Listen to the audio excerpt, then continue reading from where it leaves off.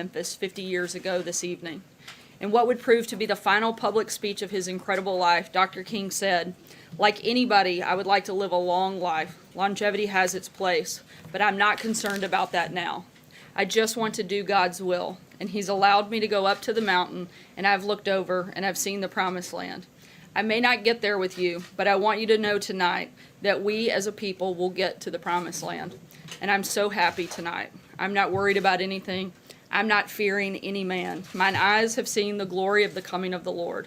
These prophetic words were from a man who found his identity and his purpose through his faith and selflessly led a movement that, while it cost him his life, changed the course of history. In honor of his sacrifice, we continue to perfect our union by defending the truth of all our country's founding principle, that all men are created equal. Looking ahead to tomorrow, the President will be traveling to West Virginia. While there, he will participate in a roundtable with CEOs and workers from companies who have provided bonuses, pay raises, and other benefits to their employees as a result of the Trump tax cuts. Also participating in the roundtable will be families who have more money in their pockets as a result of this new law, which passed without a single Democrat vote.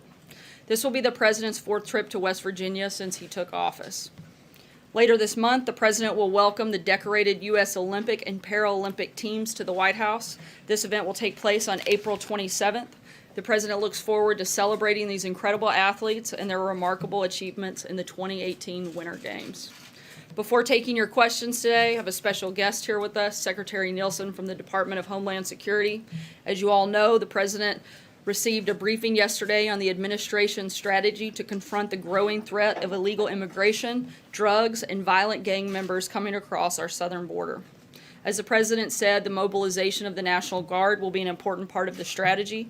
Secretary Nielsen will come up now to deliver brief remarks, then take your questions, and after that, I'll be back up to answer questions of the day and other topics. Secretary. Well, good afternoon, everyone. I want to start, I'm going to give you some facts and perspective. Hopefully I can put some things in context. But I want to start with just a very simple statement for today's announcement, which is border security is Homeland Security, which is national security. It's not a partisan issue. It's not something we can separate out. It's core to being a sovereign nation. The President has reiterated this many times. In fact, he has specifically said that a sovereign nation that cannot, or worse not, chooses not to defend its borders will soon cease, in fact, to be a sovereign nation. The threat is real. We've talked about it over the last 18 months. The Department of Homeland Security, since its creation in 2003, has watched for current and emerging threats. Despite a number of steps that this administration has taken, which I'll talk about shortly, we continue to see unacceptable levels of illegal drugs, dangerous gang activity, transnational criminal organizations, and illegal immigration flow across our border. This threatens not only the safety of our communities and children, but also our very rule of law, on which, as you know, our country was founded. It's time to act. So let's talk a little bit about that today. In an effort to prevent such a consequence, the President has directed that the Department of Defense and the Department of Homeland Security work together with our governors to deploy the National Guard to our southwest border to assist the Border Patrol.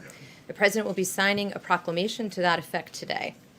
When the President took office last year, he issued a series of executive orders and directives that empowered DHS for the first time in almost a decade to fully enforce our border security and immigration laws. At that time, we saw a precipitous drop in unlawful border crossings, 44% down in the first few months of after his inauguration.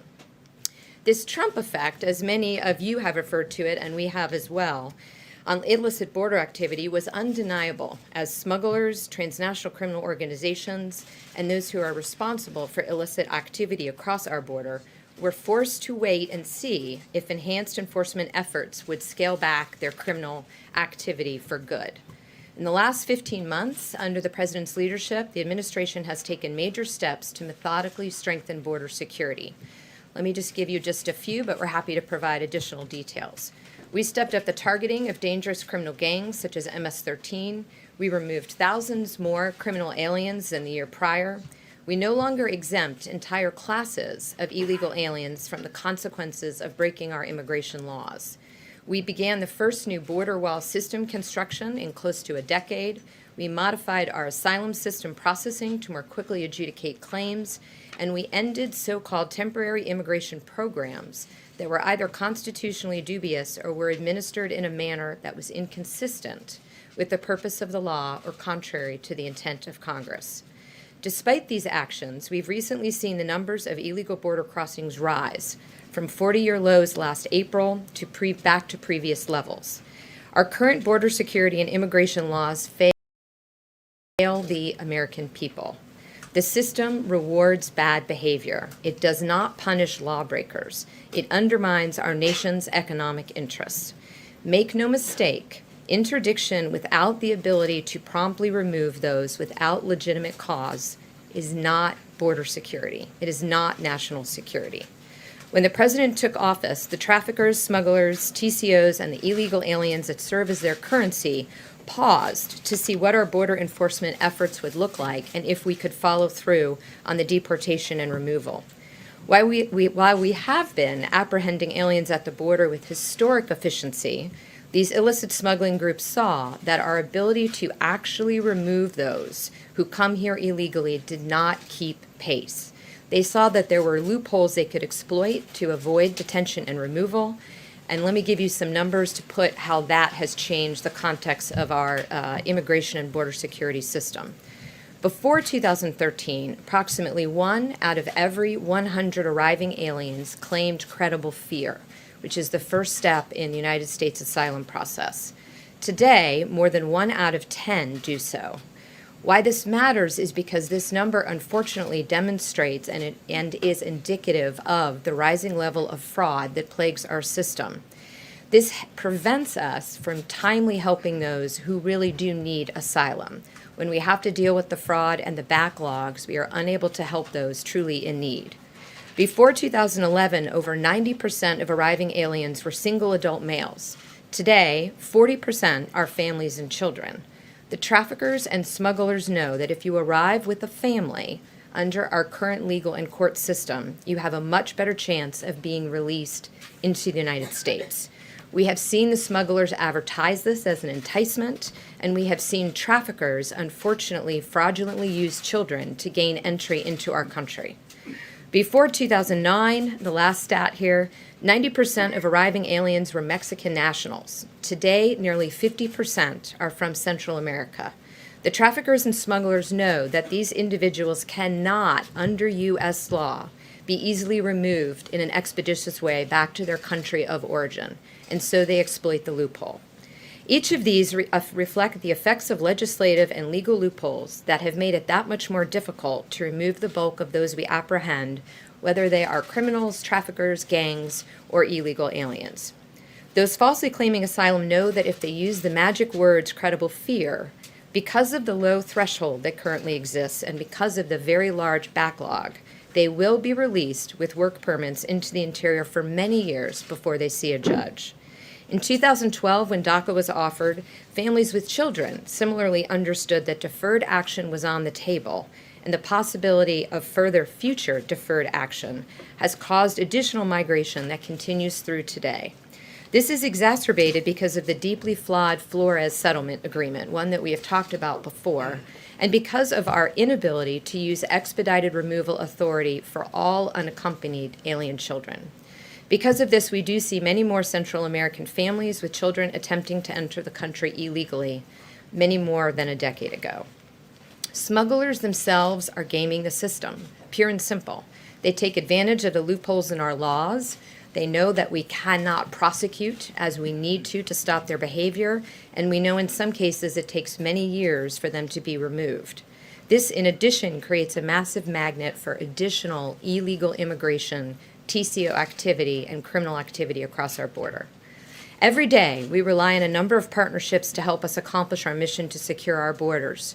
State and local officials, interagency federal partners, Congress, and of course our international partners.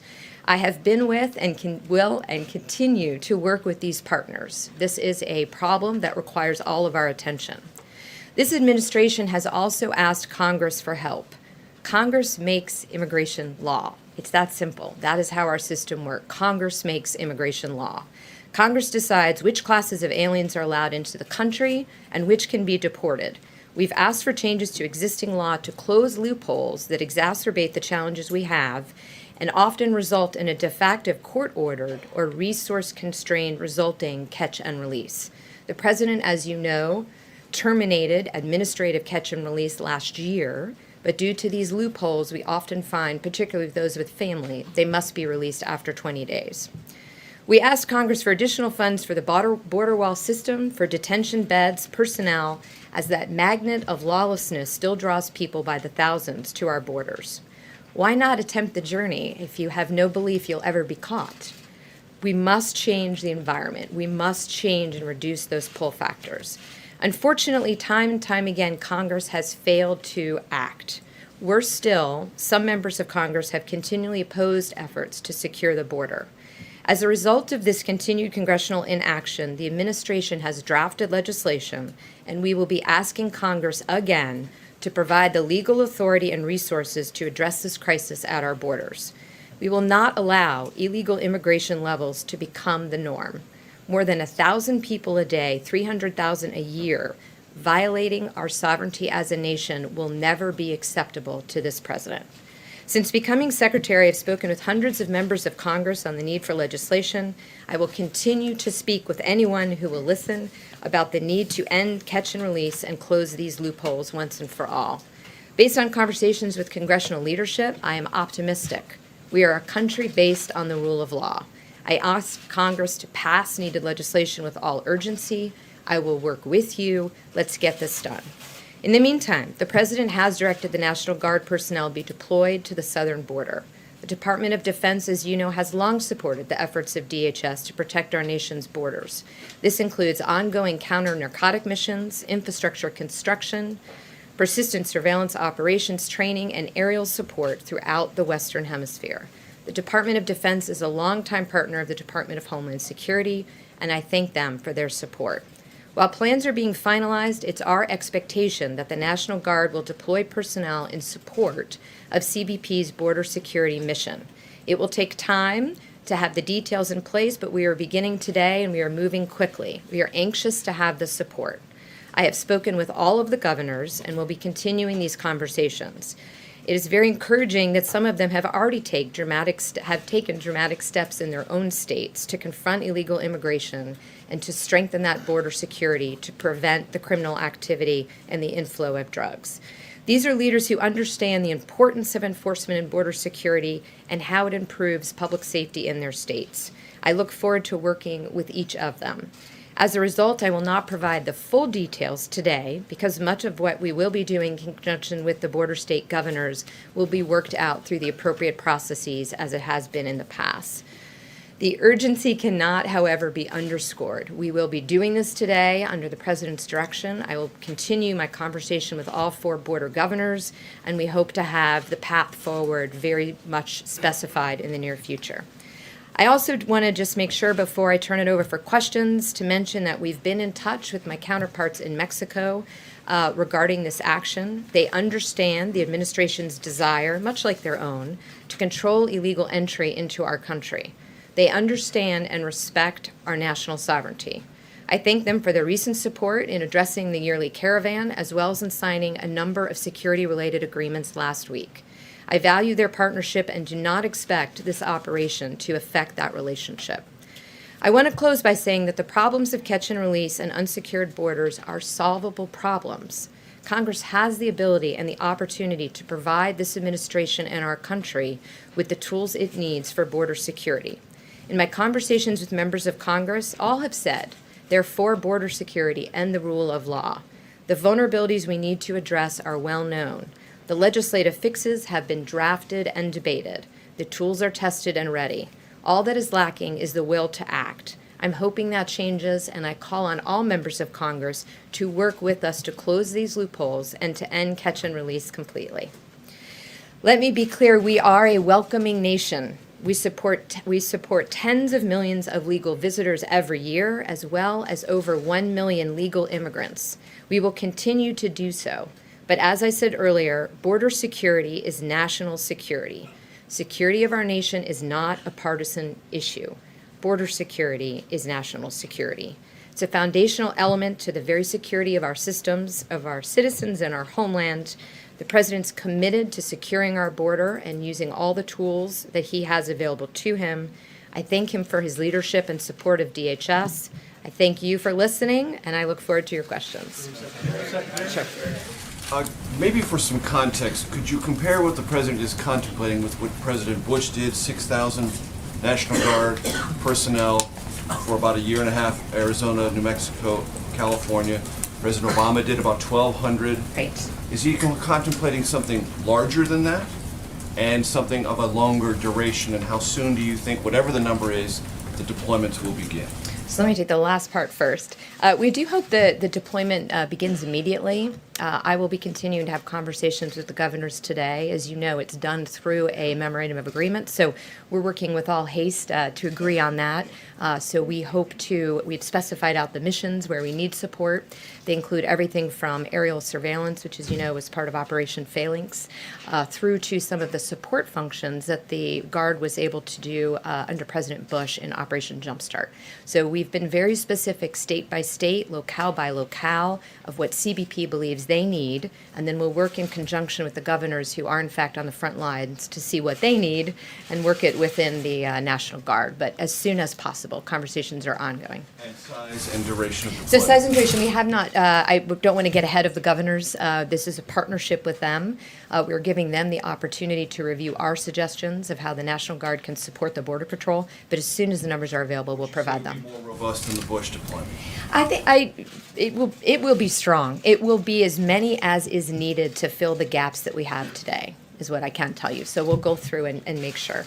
Madam Secretary, in terms of the operations that the National Guard will be involved in, Operation Jumpstart specifically prohibited the National Guard from laying hands on immigrants, that they were only in a support capacity to the Border Patrol. Are you thinking of similar rules of engagement, if you will? We're working with the governors, but we have had that conversation. As you know, it's a partnership under Title 32, so I'm very interested in continuing the conversation with them. To date, what we've discussed are support activities that are very similar to Jumpstart. So it wouldn't be actual enforcement then? Correct, as of now, yes. The president had also, in a tweet, said that he suggested that he would use some of the military appropriations to fund the construction of the border wall. Does the president have the authority to use money that Congress has appropriated to the Department of Defense to build the border wall? So it's a good question. I'm only going to sidestep it because I'm not at the Department of Defense and I'm not a lawyer over there. What he meant was there are some lands that the Department of Defense owns that right on the border that are actually areas where we see illicit activity. As part of what DoD does every day in terms of force protection, we're looking into options for the military to build wall on military installations on the border. Other than that, I can't speak to the legality of the question. You went in over here. Can you give a cost estimate for what this will cost and who I will can't, pay for it? unfortunately. I think looking at past numbers should be indicative, but it really depends on the very specific mission sets that they'll provide. For example, aerial surveillance, as you know, is done by flight hours. So first we have to translate that into a CONOPS and number of people, and then I can tell you how much those people will cost. So we're working that real time. Do you need congressional approval for any of that? To activate the Guard under Title 32, no, we do not. But we will do it in conjunction with the governors. Madam Secretary, how much wall can you build with the money that you currently have? So the currently appropriated will build about 150 miles. The $1.6 billion So from that's the for omnibus? 17 and 18 together, yes. And we have started building, as you know, so we're building real time in Clexia. How much new wall have we built at this point? So here, this is an important question. To us, it's all new wall. If there was a wall before that needs to be replaced, it's being replaced by a new wall. So this is the Trump border wall. In many cases, it will. Replacing current wall would count as new wall in your words. Yes, it would. And then how much will it cost to complete the entirety of the wall that you desire? So we are, the Border Patrol, as you know, has submitted a very specific plan to Congress where we need the wall, what type of wall we need. We've finished evaluating all the prototypes. We have a toolkit, if you will. Some of the parts of the border are very different. In one place, we even have a wall that almost floats with the sand, if you will, because of the conditions there. In other places, we'll have taller walls, again, depending. Some places we have levees to do dual purpose. So we're continuing to work it out based on the funding that we have and what we've learned from the prototypes. We should have much better estimates soon. So we don't have a total ticket price at this time. It's still unclear what you think it will cost. We have the down payments. We're working with Congress real time to let them know what additional funds we need for what. Over here. I was wondering, I'm not sure I understand what the urgency for this is. It seems like it ramped up, just over the last several days and since the weekend, in fact. The House is not here, the Senate is not here. Why is this such an urgent priority right now for the president to sign? I think, what I would say is the numbers continue to increase. April traditionally is a month in which we see more folks crossing the border without a legal right to do so. So partly it's modeling, partly it's anticipating. We are seeing more and more advertising, and very unfortunately, by the traffickers and smugglers to our south, specific to how to get around our system and enter our country and stay. We have documented cases of borrowing children, appearing at the border as a family unit in a fraudulent way. So why today, not yesterday, tomorrow? Today is the day. Today's the day we want to start this process. The threat is real, as I mentioned. But why not last year? I mean, what responsibility does the White House or the department have for not urging Congress to do something more permanent rather than having National Guard troops down there who are stretched thin already in their own states? No, Why now thank. on this? All those Yeah, no, problems were in it's place. a great question, and I appreciate the opportunity to clarify. We do want Congress to act. We had been hopeful that we would be able to agree on a bipartisan bill. The president, as you know, supported 2 of the 4 that were offered on the floor this last go-round. So what we were trying to do is give Congress an opportunity to act.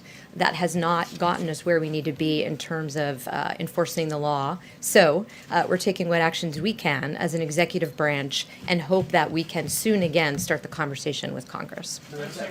Yes. You said that you hope deployment begins immediately, but what exactly does that mean? I mean, does that mean Yeah. that troops could be heading to the border as soon as tonight? It does mean that, but what it also means is we will do it in conjunction with the governors. I want to be very clear, this is Title 32, so the governors retain control of the National Guard within their region. So I'm not going to get ahead of them. The ones that I have spoken to understand our urgency, our request. The National Guard understands the urgency and the request, so we will do it as expeditiously as possible, but it is an MOA process, so we're working through that real time.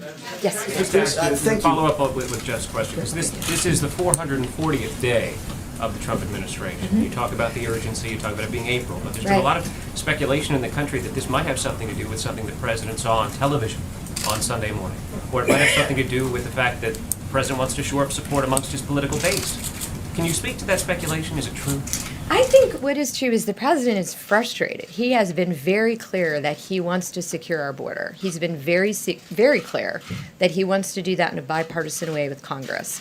I think what you're seeing is the president taking his job very seriously in terms of securing our border and doing everything we can without Congress to do just that. But I do hope as soon as Congress comes back that I can work with them. For how long have you been working on this plan? For how long have you personally been working? It's always on the table. It's been done before, as you know. So it's not a new concept. It's nothing new. It's one of many things that we have looked at. We're in continuing conversations with the governors. This is a partnership, as you know. It's not new. We're just walking through all of the things that we can do. I listed some of the ones that we have done. We can provide you others. Last one. Thank you, Madam Secretary. You spoke of DACA and similar programs as a magnet, and the president has made similar arguments. That same argument was made against the Gang of 8 bill some years back. Can you describe what sort of immigration bill that covers people who are here without papers would be acceptable and would not be a magnet, or is the only bill that would be not a magnet simply one that restricts immigration? Yeah, I think that's a good question. I don't think it's the bill per se. I think it's in some cases it's that the bill wasn't passed. So all of that uncertainty gives the conversation wings in the south of us. Hurry and get here now because nothing's. But at the time, Republicans who opposed the bill said that passing this bill will cause a wave of people coming to take advantage of it. And the president made a similar argument about DACA, even though people who arrive now aren't eligible for it, and you just made a similar argument about similar programs. So what, other than a bill that is only restricting immigration, do you think wouldn't be a magnet? Because every time... Border security. I'm not trying to be flip, but that's how the two go together. The problem with doing any of them in a vacuum is we continue the problem. We want a permanent solution. Not to be difficult, but every time this issue comes up, and every time there is any sort of method where whether it's administratively or legislatively attempted to address this problem, the same people every time say it's going to be a magnet. People are going to flood the borders trying to take advantage of it. And so I'm just curious, if that's constantly a problem every time this issue comes up, then how can you entertain any kind of comprehensive immigration bill? I understand the question. What I would say is if we put together a package and then we pass it, the conversation's over. Though for this tranche, those are those who will receive some sort of permanent status. That's what the president's been very clear on. Rejected one this year. He also favored two bipartisan bills, but I think what he's been clear on is he will not do half measures. We have to stop the actual pull. We have to have the ability to remove when we interdict. He's been very clear and very strong on this. If we passed a bill that did not do either of those things, that would be a pull factor. So what we're trying to do is do them in conjunction. There's some people here that we've all talked about giving permanent status to, but at the same time, we have to close these loopholes so that when we do that, we don't pull up another huge population who are being told by the smugglers, go now, go now, go now. It's not how it's going to work anymore. I really thank you all for your time. I think, Sarah's, but please let us know, Sarah know, we'll continue to give you details as we get them. But thank you for your time. Thank you, Secretary Nielsen. We're already running long, so we'll jump straight into questions. Jonathan? Back in January, the president told several of us that he was looking forward to, willing to answer questions under oath from Special Counsel Robert Mueller. He said he expected it would happen in about 2 or 3 weeks. Does the president still intend to answer questions from the special counsel and do it under oath? The president is working in conjunction with his legal team and making a determination. I'd refer you to them on anything specific regarding that matter. We're continuing to be fully cooperative with the Office of the Special Counsel, and we'll continue driving the same message that we've been driving for over a year, that there was no collusion, and we'll continue to be cooperative until that comes to a full conclusion, which we hope is soon. So nothing has changed in terms of his willingness to answer questions? Again, I would under oath? refer you to his legal team. He's working out. They would make that determination. What was his reaction to learning that he is not a subject, or that he is not a target of the special counsel investigation, although he is a subject? I'm not going to comment on the ongoing and the back and forth out of respect for the special counsel. But as we've said many times before, there was no collusion between the president and Russia. So nothing has changed. We know what we did and what we didn't do.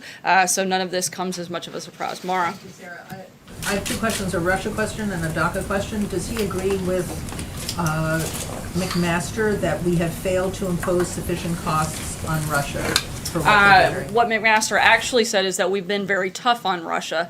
He echoed the president's message that he said yesterday during the press conference with the Baltic leaders, that no one has been tougher on Russia than this president. What he also said was that other nations could do more and should do more. And that's not different or in contrast to anything that we've said. We've continued to be tough on Russia. We're going to continue to be tough on Russia until we see a change in that. But at the same time, as the president stated yesterday, it would be good for the world if there can be a relationship, but we'll have to see what happens. A lot of that will be determined by the behavior of Russia. So the president thinks other nations should be tougher, but we've been as tough as we can. Is that what you're saying? We've been tough on Russia, and we're going to continue to be. We're asking Russia to make a change in their behavior and to be a good actor in the process. But absolutely, other countries should step up. We expelled 60 Russian operatives. Other countries did 4 or 5.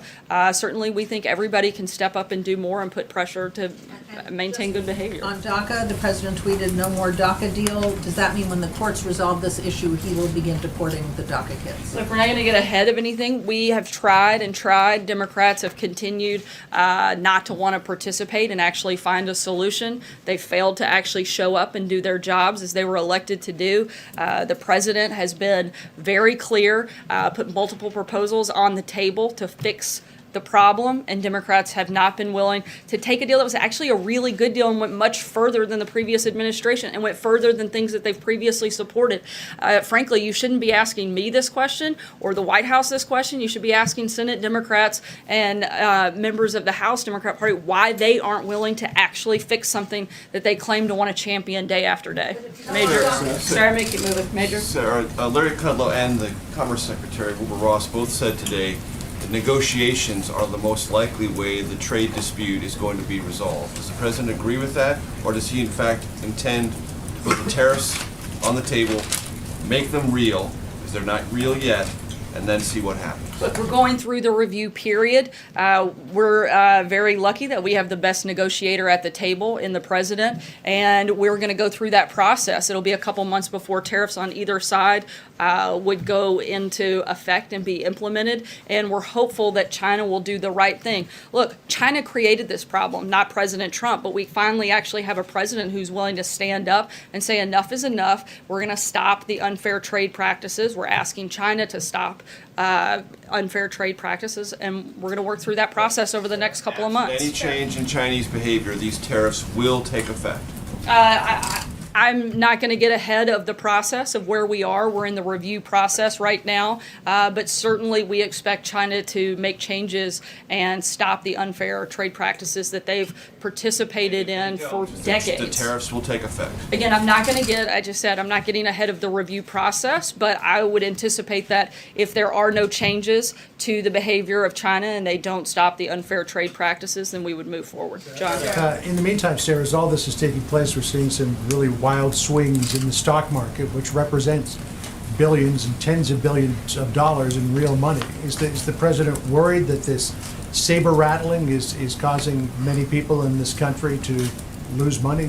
No, the president's worried that we have countries that have been taking advantage of us for decades, and that he's not going to allow that to happen anymore. We may have a little bit of short-term pain, but we're certainly going to have long-term success, and we're focused on long-term economic principles and making sure that we have a strong and stable economy, and that's exactly what the president's doing. Jim?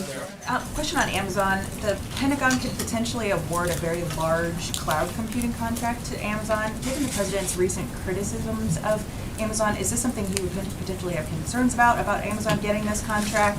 And would he ever personally intervene in the contract competition? The president's not involved in the process. DOD runs a competitive bidding process, and I would refer you to the Department of Defense on the specifics of how that process would work. Process whatsoever? That's not something the president is involved in. Again, this is a process run by DOD, and it's a competitive bidding process. For the specifics on it, I'd refer you to them. John? Thanks a lot, Sarah. Following There's a lot of Johns here today. Yeah, we worked it out.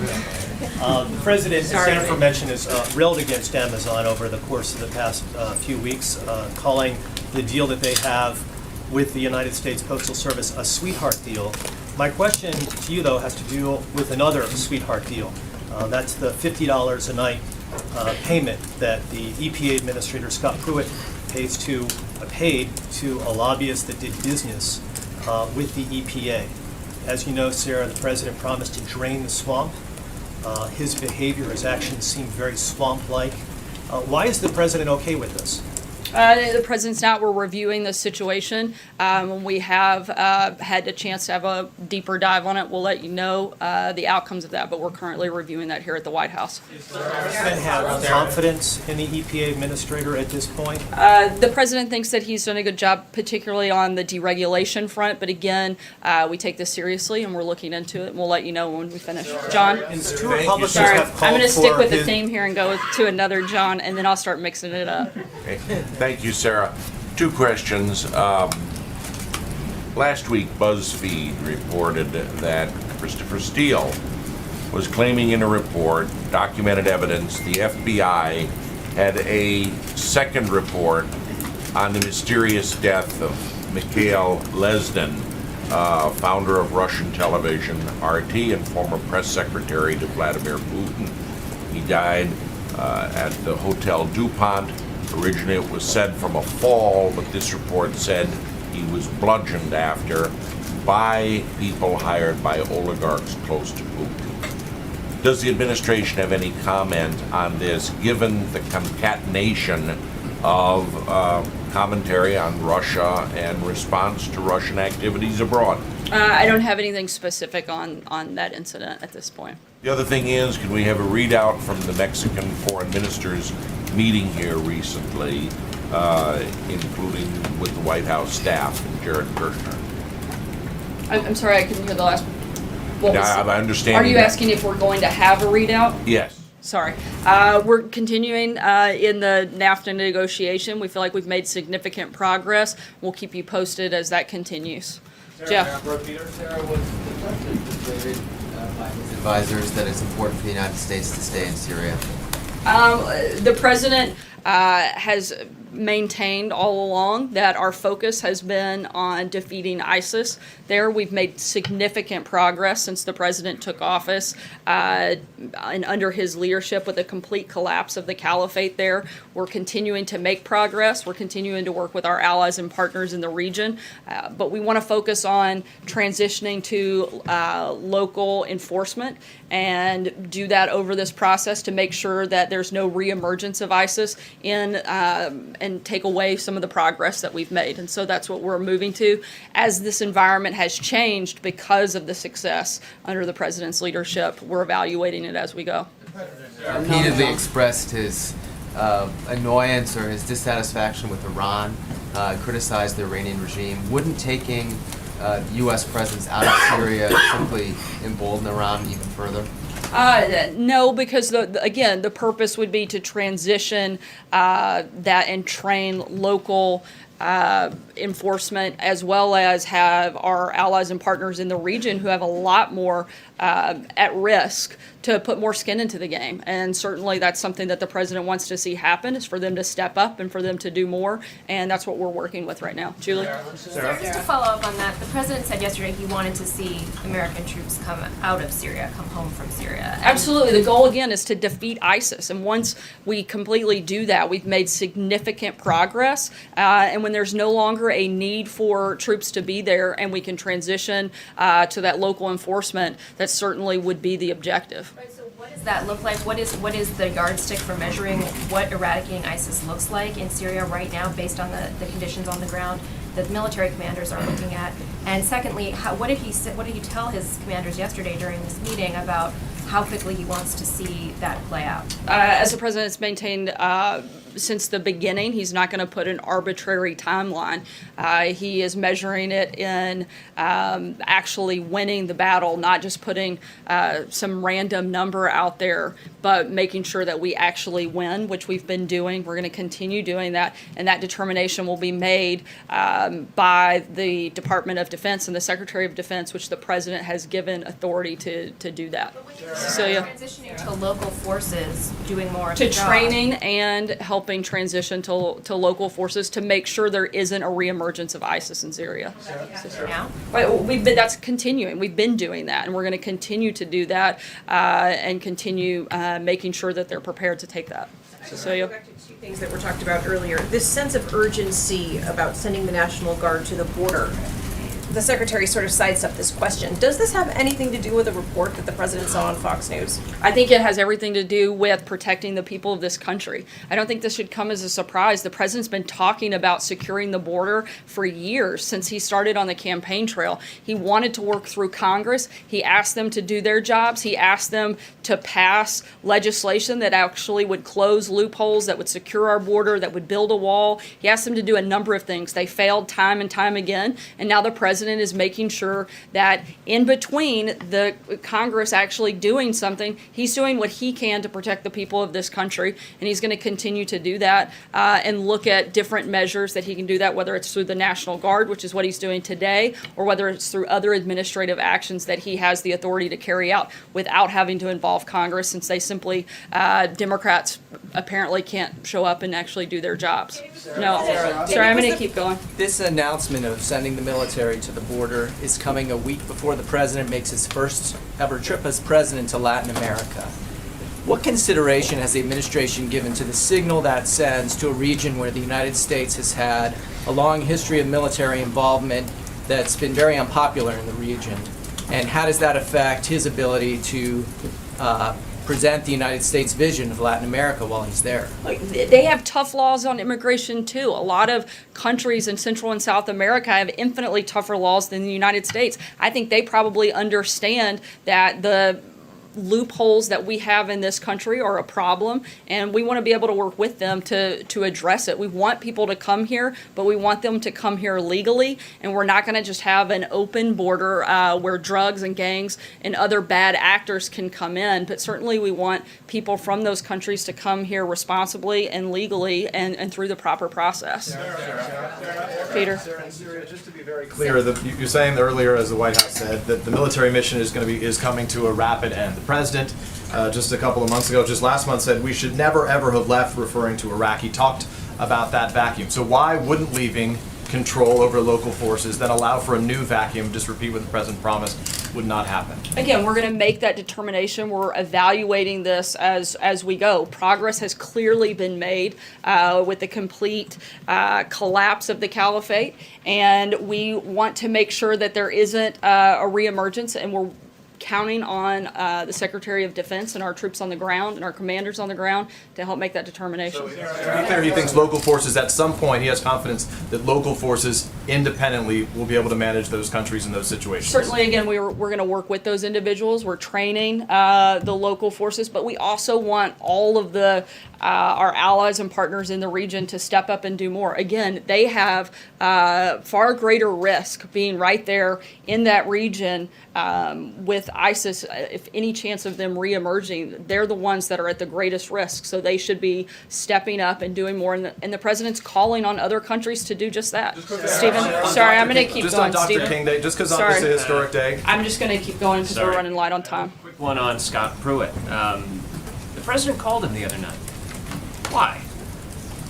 Because he works for the president. It's pretty routine that the president would speak to members of his own staff and cabinet. He called to tell him to buck up, to keep fighting. I'm not going to get into private conversation that the president had. I can confirm that they had a call. I can tell you that we're reviewing the allegations, and I don't have anything beyond that at this point. I'm going to take one last question, Mark. Sarah?